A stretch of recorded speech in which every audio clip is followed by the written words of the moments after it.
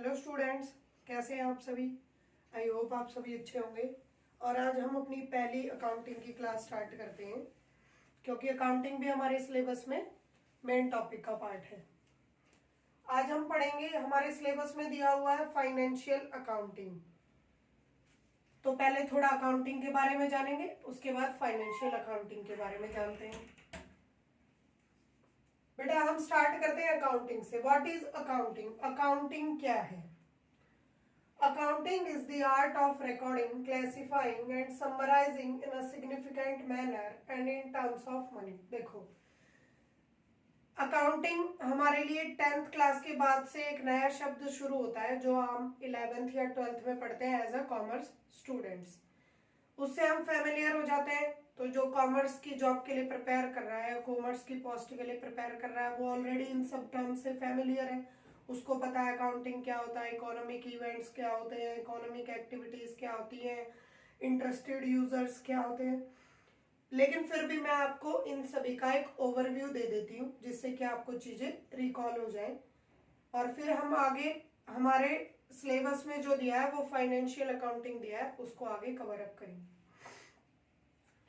तो ये बता रहा है बेटा कि अकाउंटिंग क्या है, एक आर्ट है, एक कला है, जिसमें हम क्या करते हैं, जो मॉनेटरी ट्रांजैक्शन होते हैं, जो पैसों का लेन देन होता है, ट्रांजैक्शंस क्या होते हैं, लेन देन, उनको रिकॉर्ड करते हैं। सबसे पहला काम क्या होता है, उसको रिकॉर्ड करना। जो भी बिजनेस होता है सभी अकाउंटिंग करते हैं, सभी अपने खर्चों के लेने और देने दोनों चीजों को रिकॉर्ड करते हैं, डेबिट और क्रेडिट। चाहे वो किसी को पैसे दे रहे हैं तो भी रिकॉर्ड करेंगे, और किसी से उनको पैसे मिल रहे हैं उसको भी रिकॉर्ड करेंगे। तो अकाउंटिंग का पहला स्टेप है रिकॉर्डिंग। दूसरा स्टेप क्या है, क्लासिफाइंग। अब हम उनको, जो ट्रांजैक्शन हमने रिकॉर्ड किया है उसको क्या करेंगे, क्लासिफाई करेंगे कि कौन सा ट्रांजैक्शन किस टाइप का, सेल है या यहाँ परचेज हुआ है, या फिर एडिशनल एक्सपेंस है, प्रीपेड एक्सपेंसेस है, एक्रूड इनकम है। इस टाइप से हम उनको क्लासिफाई करेंगे, उनका बंटवारा करेंगे। फिर क्या करेंगे, उनको समराइज करेंगे। मतलब जब हमने उनको छाट लिया कौन सा किस टाइप का ट्रांजैक्शन है, उसके अनुसार उनको पर्टिकुलर अकाउंट में पोस्ट करेंगे। जो कैश एंट्रीज है कैश बुक में, जो परचेज एंट्रीज थी उनको परचेज बुक में, जो सेल्स थी उनको सेल्स बुक में। इस तरीके से आगे बढ़ते जाएंगे। फिर क्या करते हैं, हमें ये चीज बिल्कुल क्लियर होनी चाहिए बेटा कि अकाउंटिंग में सिर्फ मॉनेटरी ट्रांजैक्शंस ही रिकॉर्ड होते हैं, या जो इकोनॉमिक इवेंट्स होते हैं वही रिकॉर्ड होते हैं। नॉन मॉनेटरी ट्रांजैक्शन कभी भी अकाउंटिंग में रिकॉर्ड नहीं होता। जैसे देखो, कोई भी एक बिजनेस है, एग्जांपल लेकर के चलते हैं।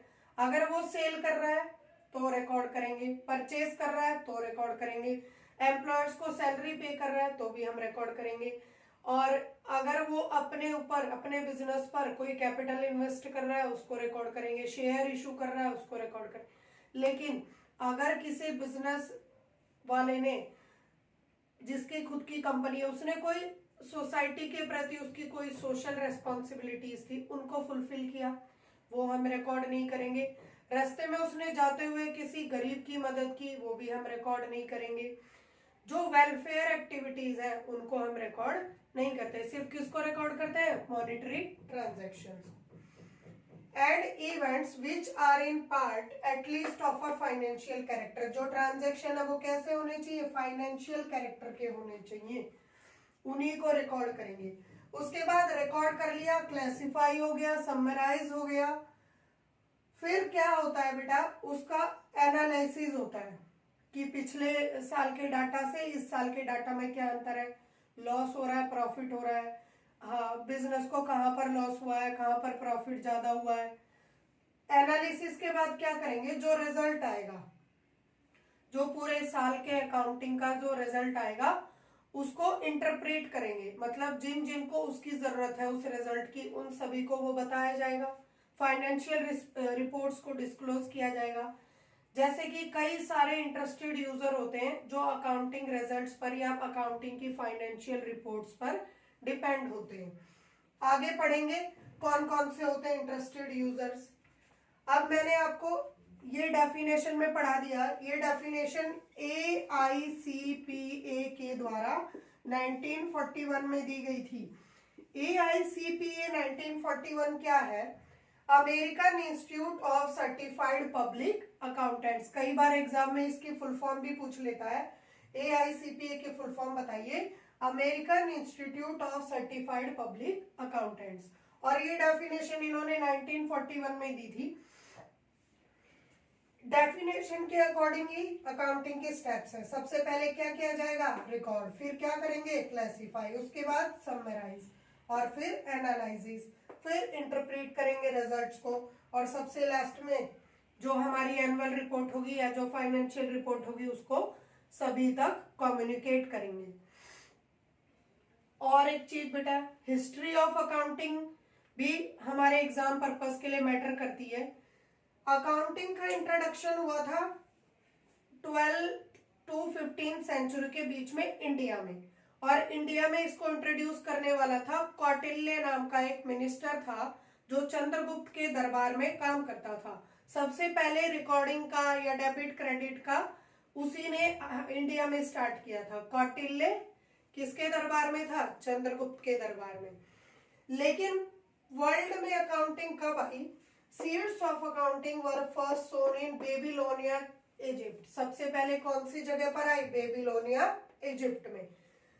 सिटी ऑफ कॉमर्स किसको कहा जाता है? बेबीलोनिया को। और ये यहाँ पर कब आई? 4000 BC में।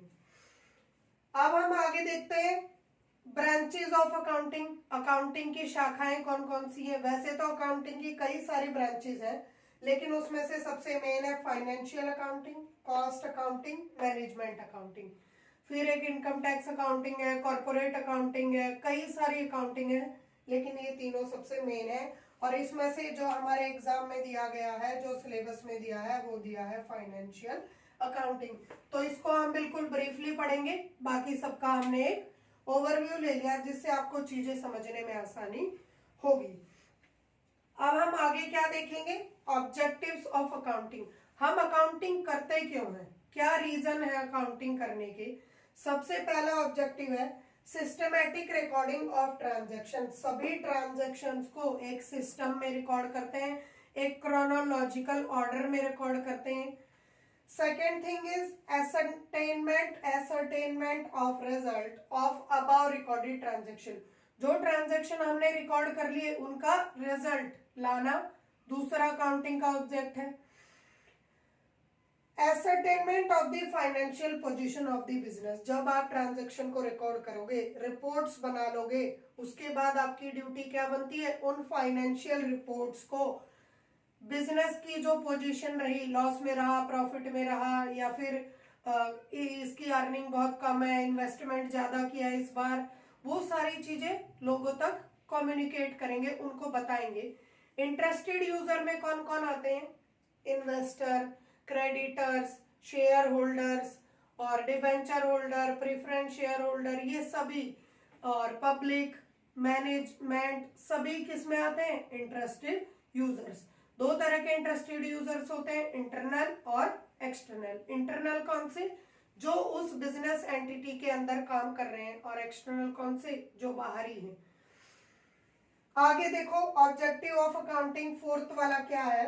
Providing information to the user for rational decision making. जो हमारे अकाउंटिंग यूजर्स हैं, जब तक हम उन्हें जानकारी, पूर्ण जानकारी नहीं देंगे, तब तक क्या वो कोई अपना निर्णय ले पाएंगे कि वो इस बिजनेस में इन्वेस्ट करें या अपनी इन्वेस्टमेंट विड्रॉ करें। अगर बिजनेस ज्यादा प्रॉफिट में जा रहा है तो इन्वेस्ट ज्यादा करें, लॉस में जा रहा है तो अपनी इन्वेस्टमेंट को विड्रॉ कर लें। ये सब वो कब कर पाएंगे? जब हम उनको एग्जैक्ट फाइनेंशियल रिपोर्ट्स उनके सामने डिस्क्लोज करेंगे। To know the solvency position. और लास्ट ऑब्जेक्टिव अकाउंटिंग का क्या है? सॉल्वेंसी पोजीशन पता करना कि कंपनी दिवालिया तो नहीं है, कंपनी की प्रोग्रेस है या नहीं है, कंपनी कैसे काम कर रही है, अच्छा काम कर रही है या नहीं कर रही है। ये सारे क्या है? Objectives of accounting.